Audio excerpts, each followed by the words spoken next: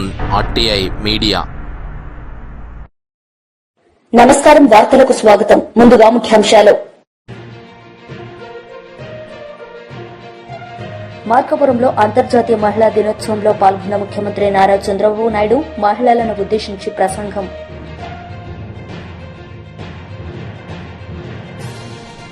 Secunderabad parade grounds లో ఇందిరా మహిళా శక్తి సదస్సులో పాల్గొన్న ముఖ్యమంత్రి రేవంత్ మహిళలను ఉద్దేశించి ప్రసంగం.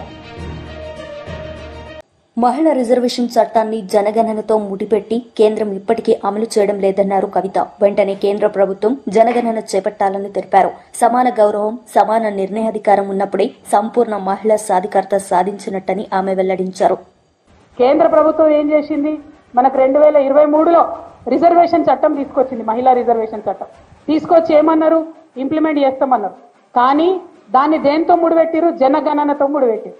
అంటే జనగణన చేసేంత వరకు మహిళా బిల్లు రాదు. రాకపోవడం వల్ల ఏం జరిగింది? ఇవాళ మహారాష్ట్రలో ఎన్నికలైనాయి, అక్కడ ఎమ్మెల్యేలు కాకుండా మహిళలు ఆగిపోయింది. ఢిల్లీలో ఎన్నికలైనాయి, అక్కడ మహిళలకు రిజర్వేషన్ వర్తించలేదు. హర్యానాలో ఎన్నికలైన, అక్కడ మహిళా రిజర్వేషన్ వర్తించలేదు. నేను కేంద్ర ప్రభుత్వాన్ని ఈరోజు డిమాండ్ చేస్తా ఉన్నాను, మీరు ఈ బడ్జెట్ లో ఎందుకు డబ్బులు పెట్టలేదు? తొందరగా జనగణన చేయండి. మీరు జనగణన చేస్తే ఇప్పుడు రాబోయే బీహార్ ఎన్నికలలో మహిళలు ఎమ్మెల్యేలు అవుతారు. రాబోయేటటువంటి తమిళనాడు 2026లో ఎన్నికలు వస్తాయి, అక్కడ మహిళలు ఎమ్మెల్యేలు అవుతారు. ఆ తర్వాత ఎంపీ ఎన్నికలలో కూడా మహిళలకు అవకాశం ఉంటుంది. కాబట్టి ఖచ్చితంగా తొందరగా కేంద్ర ప్రభుత్వం సెన్సెస్ చేయాలి, జనాభా లెక్కలు పెట్టాలని చెప్పి నేను బీఆర్ఎస్ పార్టీ తరఫున డిమాండ్ చేస్తా ఉన్నాను. మార్కాపురంలో అంతర్జాతీయ మహిళా దినోత్సవంలో పాల్గొన్న ముఖ్యమంత్రి నారా చంద్రబాబు నాయుడు ఈ సందర్భంగా మహిళలను ఉద్దేశించి ఆయన మాట్లాడారు.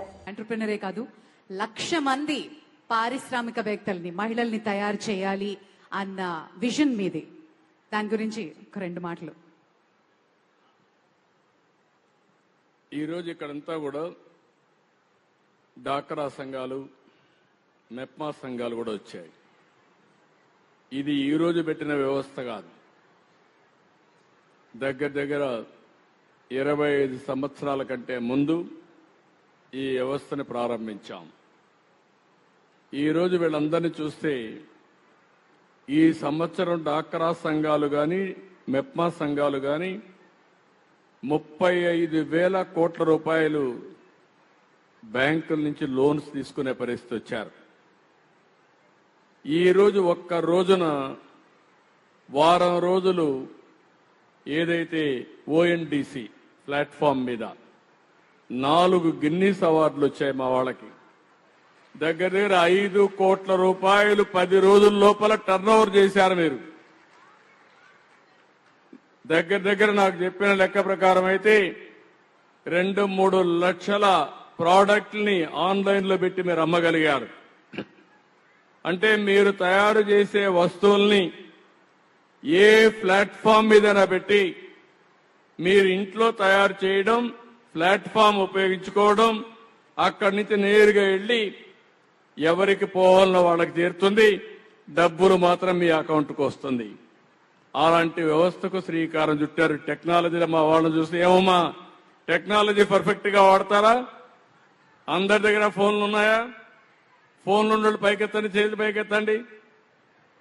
అందరికీ ఫోన్లు ఉన్నాయి.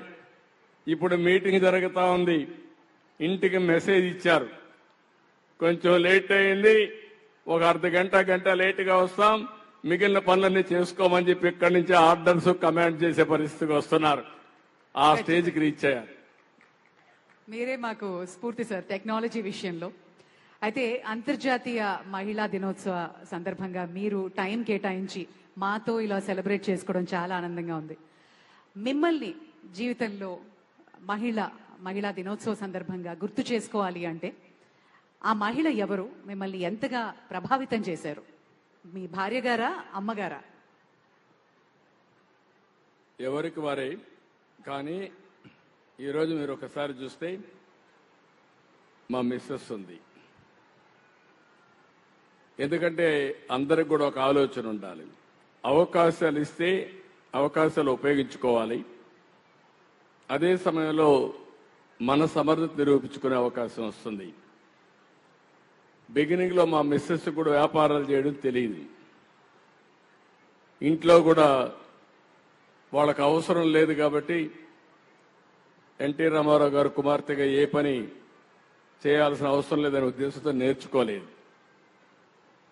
నేను మంత్రి అయిన తర్వాత మళ్ళీ నాకు రాజకీయాల్లో యాక్టివ్గా 89లో మినిస్టర్ అయ్యే పరిస్థితి, 94లో మినిస్టర్ అయ్యాను. అప్పటికి నేను ఒక చిన్న ఇండస్ట్రీ పెట్టాను ఫ్యామిలీ బిజినెస్ కోసం. అప్పుడు ఇంట్లో లోకేష్ చిన్న కుర్రాడు. అప్పుడు నేను ఆలోచించి బిజినెస్ చూసుకోమని మా మిస్సెస్ను కోరాను. ఆవిడ రిలక్టెంట్గా రిఫ్యూజ్ చేశారు బిగినింగ్లో. నేను గట్టిగా చెప్పాను, ఎవరో ఒకరు చూసుకోవాలి, నేను మంత్రిగా ఉన్నాను, నాకు టైం ఉండదు, అది కాకుండా బిజినెస్ చూడడం కరెక్ట్ కూడా కాదు అని చెప్పితే యాక్సెప్ట్ చేసింది. యాక్సెప్ట్ చేసిన తర్వాత నేను మంత్రిగా ఉండి మళ్ళా ముఖ్యమంత్రి అయ్యాను. 10 ఏళ్ళు రాజకీయాల్లో యాక్టివ్గా ఉంటే అక్కడి నుంచి అంచెలంచెలుగా ఒక సాధారణమైన మహిళ హెరిటేజ్ కంపెనీని డెవలప్ చేసి పిల్లలను కూడా అందరినీ, మా అబ్బాయిని కూడా బాగా చదివించి పెళ్ళైన తర్వాత ఇద్దరిని కూడా స్టాన్ఫోర్డ్ వరకు చదివించే పరిస్థితికి వచ్చిందంటే అది మహిళలకు ఉండే శక్తి అని చెప్పి నేను మీకు తెలియజేస్తున్నా. ఇప్పుడు అక్కడితో ఆగలేదు. ఎన్టీఆర్ మెమోరియల్ ట్రస్ట్ ద్వారా సేవా కార్యక్రమాలు చేస్తా ఉంది. సికింద్రాబాద్ పరేడ్ గ్రౌండ్స్ లో ఇందిరా మహిళా శక్తి సదస్సులో పాల్గొన్న ముఖ్యమంత్రి ఏ రేవంత్ ఈ సందర్భంగా ఆయన ప్రసంగించారు. గ్రహణం పట్టింది. 10 ఏళ్లలో ఏ రోజు కూడా స్వయం సహాయక సంఘాలు మండల కేంద్రానికి వెళ్ళడానికి కూడా ఏనాడు ప్రభుత్వం అవకాశం కల్పించలే. ఈనాడు మండలాలే కాదు, జిల్లాలే కాదు, ఈరోజు రాష్ట్ర రాజధానిలో ఆడబిడ్డల ఆత్మగౌరవం తలెత్తుకొని నిలబడే విధంగా తమ శక్తిని ప్రదర్శించిందంటే చంద్రగ్రహణం అంతరించిపోయింది. ఈనాడు ఆడబిడ్డలు వెలుగులు చూస్తున్నారు, ఆడబిడ్డలు స్వేచ్ఛను చూస్తున్నారు, ఆడబిడ్డలు సంక్షేమాన్ని చూస్తున్నారు. అన్నిటికంటే ఆడబిడ్డలు ఆత్మగౌరవంతో పరేడ్ గ్రౌండ్ లో మాకు ఆత్మగౌరవం ఉంది, మేం నిలబెడతాం, ఈ తెలంగాణ రాష్ట్రాన్ని ముందుకు నడిపిస్తామని ఈ ఆడబిడ్డలు ఇక్కడికి వచ్చి వేలాదిగా ఈ రోజు తమ గలం వినిపిస్తున్నారు. ఇవాళ మా ఆడబిడ్డలను నేను అడగదలుచుకున్న, 10 సంవత్సరాలు ఆనాటి పాలనను చూసిండ్రు, 15 నెలల ఈనాటి పాలనను మీరు చూస్తున్నారు. ఆనాడు ఎప్పుడైనా ప్రభుత్వం మీ పట్ల ఏ విధంగా వ్యవహరించిందో, ప్రభుత్వం మీ పట్ల ఏ విధమైన వివక్ష చూపించిందో మీరు చూస్తున్నారు. ఇవాళ మన ప్రభుత్వం, మీ ప్రభుత్వం, ఇందిరమ్మ ప్రభుత్వం వచ్చిన తర్వాత అన్ని సంఘాలను, మా అధికారులను సమన్వయపరిచి, మా మంత్రులను సమన్వయపరిచి ఖచ్చితంగా సంఘాలన్నిటినీ ఏకీకృతం చేయాలి, సంఘాలకు సహాయం అందించాలి, సంఘాలను బలోపేతం చేయాలి. ఎప్పుడైతే ఈ సంఘాలను బలోపేతం చేసి ఆర్థికంగా నిలబెడతామో అప్పుడే తెలంగాణ రాష్ట్రం $1 ట్రిలియన్ ఎకానమీని మనం సాధించాలి. అంటే ఆడబిడ్డలు కోటీశ్వర్లు కావాలి అని మంత్రివర్గంలో మేము మాట్లాడి నిర్ణయం తీసుకున్నాం.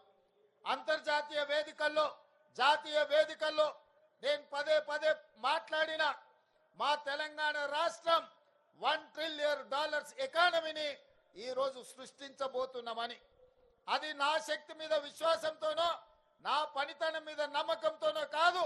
నా నమ్మకం మా ఆడబిడ్డలు, నా విశ్వాసం మా ఆడబిడ్డలు. 1 కోటి మంది ఆడబిడ్డలను కోటీశ్వరులను చేసిన రోజు తెలంగాణ రాష్ట్రం యొక్క ఆర్థిక వ్యవస్థ $1 ట్రిలియన్ ఎకానమీని చేరడం అనేది పెద్ద సమస్య కాదని నేను ఈ వేదిక మీద నుంచి మాట్లాడదలుచుకున్నా.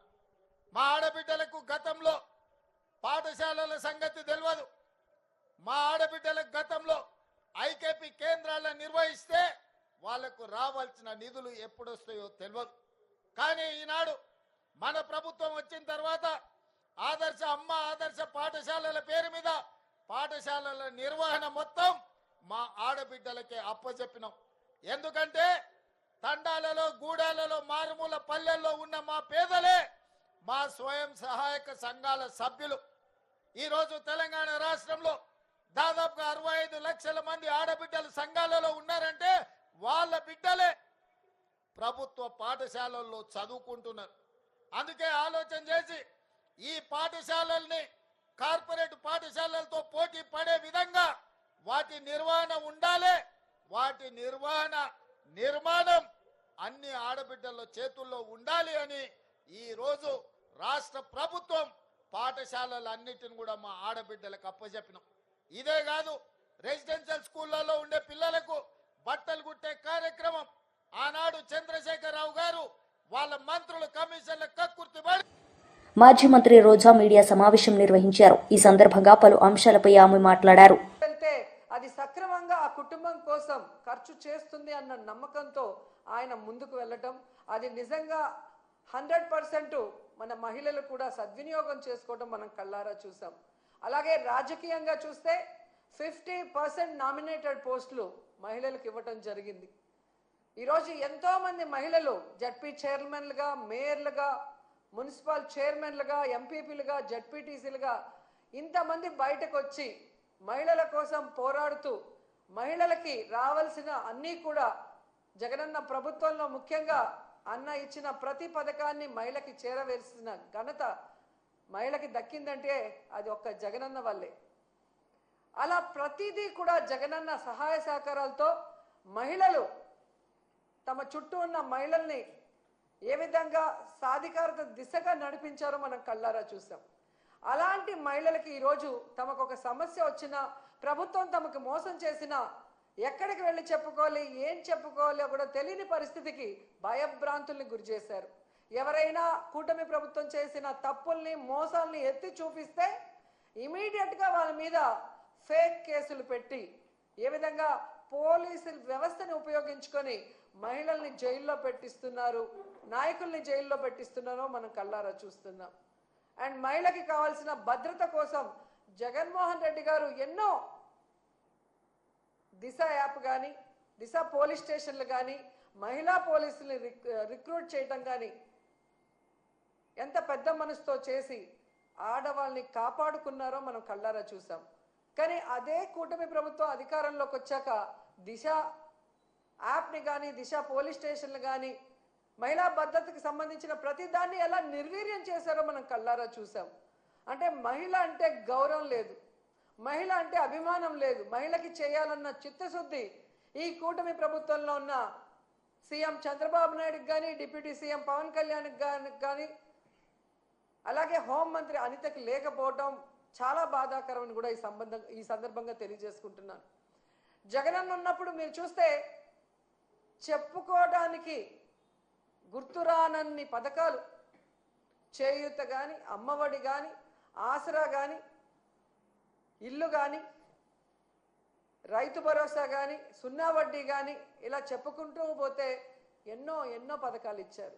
కానీ చంద్రబాబు నాయుడు వచ్చిన తర్వాత ఆయన ఇస్తున్న పథకాలు ఏంటి అంటే చంద్రన్న పగ, చంద్రన్న దగ, చంద్రన్న నిత్యావసర వస్తువుల ధరల బగబగ, అలాగే జగనన్న మోసం, చంద్రన్న మోసం, చంద్రన్న తల్లికి పంగనామం, అలాగే చంద్రన్న నిరుద్యోగులకు వెన్నుపోటు, ఇలాంటి పథకాలు తప్ప చంద్రబాబు నాయుడు చెప్పిన ఒక పథకాన్నైనా ఈరోజు ప్రజలకు ఇచ్చారని నేను అడుగుతున్నా.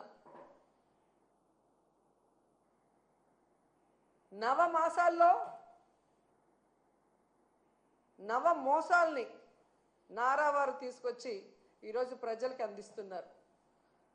మహిళలు ఈరోజు అంతర్జాతీయ మహిళా దినోత్సవ సందర్భంగా ఎక్కడ నలుగురు కలిసినా ఈ కూటమి ప్రభుత్వం మంచి ప్రభుత్వం కాదు, మహిళల్ని ముంచే ప్రభుత్వాన్ని ఘంటాపదంగా చెప్తున్నారు. అలాంటి సమయంలో చంద్రబాబు నాయుడు గారు ఆయన ప్రభుత్వం ఈరోజు మహిళా దినోత్సవాన్ని రాష్ట్ర వ్యాప్తంగా ఘనంగా చేయండి అని చెప్పడమే కాకుండా ఆయన పాల్గొంటున్నాడన్న విషయాన్ని కూడా ఇప్పుడే వైఎస్ జగన్ పాలనలో దిశ యాప్ తోడుంటే చాలు, అర్ధరాత్రైనా నిర్భయంగా రోడ్డు మీద నడవగలిగాం. నేడు మహిళల భద్రత గాలిలో దీపంలా ఉందని వరుడు కళ్యాణి అన్నారు. ఆనాడు నామినేటెడ్ పోస్టులు, అమ్మాయిల పనుల్లో 50% వాటా మహిళలకిచ్చారని ఆమె తెలిపారు. ఆ దిశ వ్యవస్థలో దిశ యాప్, మనందరి ఫోన్లో దిశ యాప్ ఉంది కదా, దిశ యాప్ ఉంటే చాలు, మనకి ఎవరు తోడవసరం లేదు. అర్ధరాత్రి అయినా ధైర్యంగా రోడ్డు మీద నడిచి వెళ్ళే వాళ్ళం. ఎందుకంటే ఎవరైనా ఇబ్బంది పెడితే ఆ SOS బటన్ నొక్కితే 5 నిమిషాల్లో పోలీసులు వచ్చి మనల్ని రక్షిస్తారన్న ధైర్యం. ఈరోజు ఆ దిశ యాప్ లేదు. ఈ ప్రభుత్వం అధికారంలోకి వచ్చిన వెంటనే దిశ యాప్ని నిర్వీర్యం చేసింది. దిశ పోలీస్ స్టేషన్స్ లేవు, సరిగ్గా పనిచేయట్లేదు. అలాగే ఆ దిశ యాక్ట్, దిశ చట్టాన్ని ఆ రోజు జగన్మోహన్ రెడ్డి గారు ఇక్కడ అసెంబ్లీలో చట్టం చేసి కేంద్రం దగ్గరికి పంపించారు. కేంద్రంలో పెండింగ్లో ఉన్న అందులో ఉన్న అంశాలన్నీ కూడా మన రాష్ట్రంలో అమలయ్యేట్టుగా చేయడం జరిగింది. మహిళల వైపు కన్నెత్తి చూడాలంటేనా భయపడే పరిస్థితులు ఆ రోజు ఉండేది. ఈ రోజు చూస్తే మహిళల భద్రత గాల్లో దీపంలో ఉండే పరిస్థితి ఈ కూటమి ప్రభుత్వం అధికారంలోకి వచ్చాక మనం చూస్తూ ఉన్నాం. గతంలో అయితే మన మహిళలకి 50% రిజర్వేషన్స్ రాజకీయ పదవుల్లో, అలాగే నామినేటెడ్ వర్క్స్లో అన్నింట్లో కూడా 50% రిజర్వేషన్స్ జగన్మోహన్ రెడ్డి గారు ఇచ్చిన పరిస్థితి మనందరము చూసాం. అసలు ఎంతో మంది మహిళలు పదవుల్లో కూర్చునేవారు. జెంట్స్ అయితే అనుకునేవారు, అయ్యో జగనన్న ప్రభుత్వంలో మేము మహిళగా ఎందుకు పుట్టలేదా అనేసి. అంత చక్కగా మహిళలకు ఇంపార్టెన్స్ ఇచ్చారు. ఏ పథకం ప్రవేశపెట్టినా, అమ్మఒడి అవ్వచ్చు, చేయూత అవ్వచ్చు, ఆసరా అవ్వచ్చు, అలాగే ఇల్లు ఇవ్వచ్చు, 32 లక్షల ఇళ్ల పట్టాలు ఇచ్చారు, 22 లక్షల ఇల్లు కట్టించారు. అన్నీ కూడా మహిళల పేరుతో ఆ రోజు జగనన్న ఇవ్వడం జరిగింది. అలాగే మంత్రి పదవులు అవ్వచ్చు, ప్రతి దగ్గర కూడా మా శాసన మండలిలో అయితే వైస్ చైర్మన్గా ఒక మైనారిటీ మహిళకి ఇవ్వడం జరిగింది. అలాగే మనం చూస్తే మంత్రులుగా 4 మహిళలకి మంత్రులుగా అవకాశం ఇచ్చారు. డిప్యూటీ సీఎం పదవి ఇవ్వడం జరిగింది. ఇలా అన్ని రకాలుగా మహిళలకి ఎంతగానో అవకాశాలు ఇచ్చి ప్రోత్సహించారు జగనన్న. మన ఆడవాళ్ళు, మహిళలు సంపాదన కోసం, తమ ఖర్చుల కోసం భర్త మీదో, తండ్రి మీదో, అలాగే కొడుకు మీదో ఆధారపడకూడదు అని చెప్పి ఎంతగానో వాళ్ళకి ఆర్థికంగా చేయూతనిచ్చారు ఆ రోజుల్లో. ఈ రోజు తీసుకుంటే ఎన్నో పథకాలు పెడతాం, జగనన్న కంటే 10 రెట్లు ఎక్కువ ఇస్తామని చెప్పారు. జగనన్న ఎన్నికల సమయంలో ఎంతగానో మొత్తుకున్నా కూడా వినకుండా నమ్మి, కూటమిలో ఉన్న వాళ్ళు చెప్పే మాయ మాటలు నమ్మి ఓట్లు వేయడంతో ఈరోజు కూటమి అధికారంలోకి వచ్చి ఎంత దారుణంగా మోసం చేసిందో చూసాం. ఒక బడ్జెట్ అయిపోయింది, రెండో బడ్జెట్ అయిపోయింది, చాలా దారుణంగా మోసం చేశారు. ముఖ్యంగా మహిళలకి ఈ ఆడబిడ్డ నిధి అనేసి ఈ పథకం ద్వారా 19 సంవత్సరాల నుంచి 59 సంవత్సరాల మధ్య ఉన్న మహిళలకి నెలకి 1,500 రూపాయలు ఇస్తానని చెప్పి నమ్మబలిగితే, అంటే సంవత్సరానికి 18,000 రూపాయలు వస్తాయని చెప్పి మహిళలందరూ నమ్మి ఆ రోజు ఓట్లేస్తే ఎంత ఘోరంగా అంటే మొదటి బడ్జెట్లో రూపాయి కేటాయించలేదు, రెండో బడ్జెట్లో కూడా రూపాయి కేటాయించిన పరిస్థితి. మొన్న బడ్జెట్ సమావేశాల్లో అయితే హోమ్ మినిస్టర్ అనిత గారు రూపాయి కేటాయించలేదని ప్రతిపక్షంలో ఉన్న మేమందరము చెప్తే, మీరు బడ్జెట్ పుస్తకం సరిగ్గా చదువుకొని రండి అని చెప్పారు. ఆవిడ ఈనాడు పేపర్ చూసి కేటాయించామని చెప్పేశారు అనమాట. చూసే రూపాయి కేటాయించలేదు. ఈ రెండో బడ్జెట్లో కూడా రూపాయి కేటాయించిన పరిస్థితి. ఎంత దారుణంగా ఈ ఆడబిడ్డ నిధి అని చెప్పి మహిళలకి మోసం చేశారు. అప్పుడు చక్కగా చేయూత వచ్చేది జగనన్న ప్రభుత్వంలో. ఎంతమంది చక్కగా చిన్న చిన్న సెల్ఫ్ ఎంప్లాయ్మెంట్ ద్వారా వాళ్ళ. కేంద్ర మంత్రి కిషన్ రెడ్డి మీడియా సమావేశం నిర్వహించారు. ఈ సందర్భంగా పలు అంశాలపై వారు మాట్లాడారు. ఇది కాశ్మీర్ నుంచి కన్యాకుమారి వరకు కనెక్టింగ్ రోడ్. ఇది తెలంగాణ, ఆంధ్రప్రదేశ్, కర్ణాటక రాష్ట్రాల మధ్య, కర్ణాటక మధ్య కనెక్టింగ్ రోడ్ ఇది. అదేవిధంగా ఇది ఎలివేటెడ్ కారిడారు, ఎలివేటెడ్ ఫ్లైఓవర్ కూడా. ఇది ఎయిర్పోర్ట్కు, మన హైదరాబాద్ నుంచి ఎయిర్పోర్ట్కి వెళ్ళేటువంటి ప్రజలకు కూడా సిగ్నల్ ఫ్రీ రోడ్ ఇది కాబోతుంది. ఇది 300 కోట్ల రూపాయలతోటి 10 కిలోమీటర్ల పొడుగున ఇది పూర్తయింది. దీన్ని పార్లమెంట్ సమావేశాల తర్వాత నితిన్ గడ్కరీ గారు ఈ యొక్క ఫ్లైఓవర్ 10 కిలోమీటర్ల ఫ్లైఓవర్కు ప్రారంభోత్సవం చేస్తారు. రెండవది హైదరాబాద్ అంబర్పేట చౌరస్తాలో నేషనల్ హైవే 202 4 లేన్లతో కూడినటువంటి ఫ్లైఓవర్ నిర్మాణము ఆల్మోస్ట్ 90% పూర్తయింది. రాష్ట్ర ప్రభుత్వం ఇంకా 6 ప్రాంతాలలో ల్యాండ్ ఎక్విజిషన్ పూర్తి చేయాల్సి ఉంది. వాళ్ళు ఎంత తొందరగా ల్యాండ్ ఎక్విజిషన్ పూర్తి చేస్తే ఫ్లైఓవర్ కింద వేయాల్సినటువంటి రోడ్డు పూర్తవుతుంది. ఫ్లైఓవర్ మాత్రం కేంద్ర ప్రభుత్వం పూర్తి చేసింది. కింద కూడా కేంద్ర ప్రభుత్వం ఆ యొక్క రోడ్డు పూర్తి చేయాల్సి ఉంది. అది నేను ఇటీవల జిహెచ్ఎంసీ కమిషనర్కు మిగతా అధికారులందరూ కూడా చెప్పడం జరిగింది. తొందరగా ల్యాండ్ ఎక్వేషన్ పూర్తి చేస్తే కింద కూడా రోడ్డు వేసేస్తాము. ఇది మరి 2 కిలోమీటర్ల పొడుగు, సుమారు 400 కోట్ల రూపాయల ఖర్చు అయింది దీనికి. ఇది కూడా NH 163 తెలంగాణలోని ప్రధాన పట్టాలైనటువంటి యాదాద్రి, భువనగిరి, వరంగల్ అర్బన్, ములుగు, ఛత్తీస్గఢ్ కలిపేటువంటి రోడ్డు ఇది. ఇది ఎన్టీ రామారావు గారు ముఖ్యమంత్రిగా ఉన్నప్పుడు ఈ నేషనల్ హైవే వైడనింగ్ చేయడం జరిగింది. అంబర్పేటలో 2 సైడ్స్ రిలీజియస్ సంబంధించినటువంటి గ్రేవ్ యార్డ్ కారణంగా ఈ రోడ్డు వైడనింగ్ అక్కడ ఆగిపోయింది. అనేక సంవత్సరాలుగా ఈ సమస్య పరిష్కారం కోసం నేను శాసనసభ్యుడు అయిన తర్వాత నితిన్ గడ్కరీ గారితో మాట్లాడి ప్రధానమంత్రి ఆదేశాలతో అక్కడ ఆ యొక్క గ్రేవ్ యార్డ్కి ఇబ్బంది లేకుండా ఫ్లైఓవర్ నిర్మాణానికి అంగీకరింపచేసి ప్రాజెక్టు శాంక్షన్ అయిన తర్వాత పనులు మొదలుపెట్టాము. కానీ రాష్ట్ర ప్రభుత్వం నుంచి భూసేకరణకు సంబంధించినటువంటి పనులు ఆలస్యం కావడము, ఇంకా 6 ప్రాంతాల్లో భూసేకరణ కాని కారణంగా అంబర్పేట ఫ్లైఓవర్ ఇంకా కొద్దిగా పెండింగ్లో ఉందనే విషయాన్ని ఈ సందర్భంగా మనవేస్తున్నాను.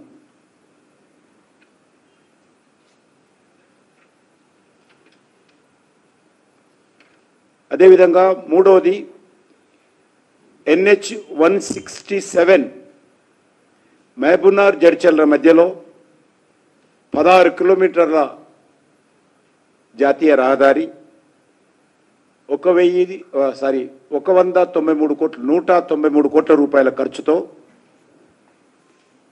ఇది కూడా ఇంకా అక్కడక్కడ ల్యాండ్ అక్విజిషన్ చేయాల్సి ఉంది. గవర్నమెంట్ ఆఫ్ ఇండియా ఈ రోడ్డు ప్రారంభోత్సవానికి సిద్ధంగా ఉంది. దీని కారణంగా మహబూబ్నగర్ జడ్చర్ల మధ్యలో ప్రయాణ సమయం తగ్గుతుంది, ట్రాన్స్పోర్టు వేగవంతంగా వెళ్ళడానికి అవకాశం ఉంటుంది. ఇది తెలంగాణ. వార్తలు ముగించే ముందు ముఖ్యాంశాలు మరోసారి. మార్కాపురంలో అంతర్జాతీయ మహిళా దినోత్సవంలో పాల్గొన్న ముఖ్యమంత్రి నారా చంద్రబాబు నాయుడు మహిళలను ఉద్దేశించి ప్రసంగం.